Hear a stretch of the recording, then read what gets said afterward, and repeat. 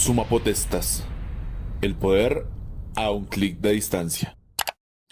Capítulo séptimo. La constitución de la potencia. En El poder constituyente. Ensayo sobre las alternativas de la modernidad.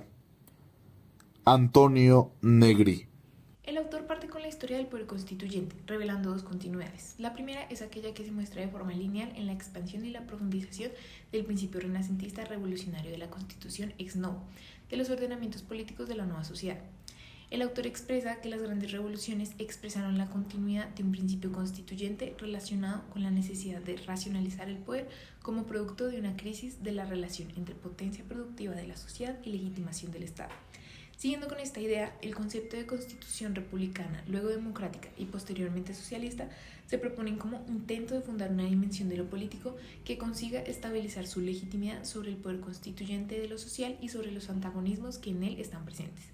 Por otro lado, la segunda continuidad histórica es revelada dentro de la primera, que fue mencionada anteriormente, tratándose más de un trayecto, de una configuración, de una acción subjetiva.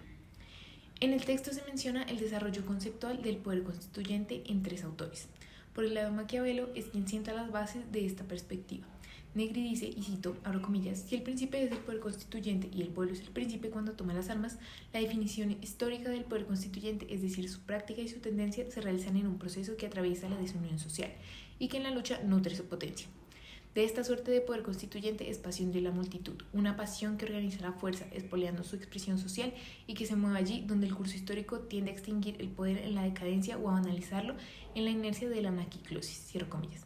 El siguiente autor es Spinoza, en el cual el poder constituyente se configura en su proyecto metafísico como proyecto creativo y como plena dilatación de la potencia, sin perder sus características.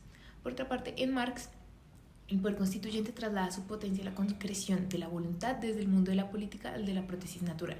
Ahora bien, el autor realiza una reflexión sobre el significado de romper el esquema de la racionalidad de la modernidad desde el punto de vista del poder constituyente, en donde tiene en cuenta tres puntos. El primero, donde resalta que la potencia constitutiva desplaza y transvalora el espacio en el tiempo, poniendo la especificidad de las determinaciones espaciales en una relación inevitable con la totalidad del movimiento.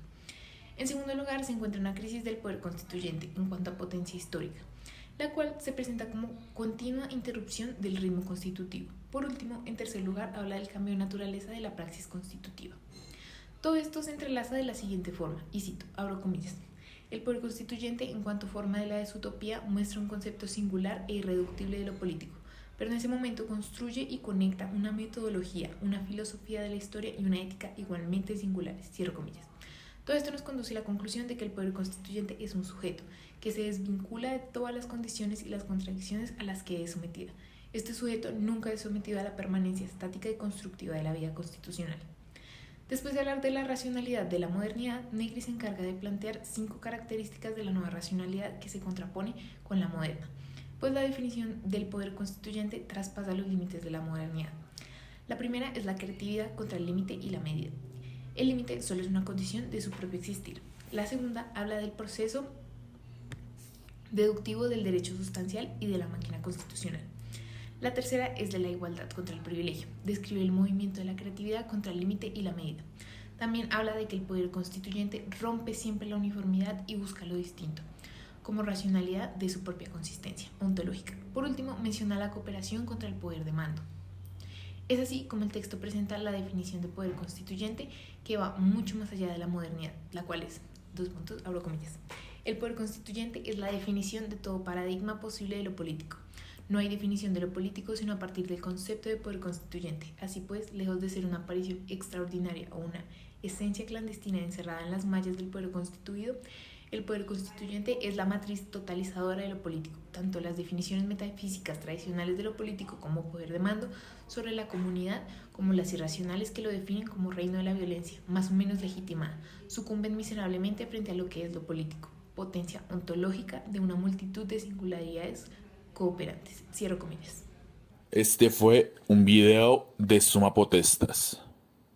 Hasta la próxima.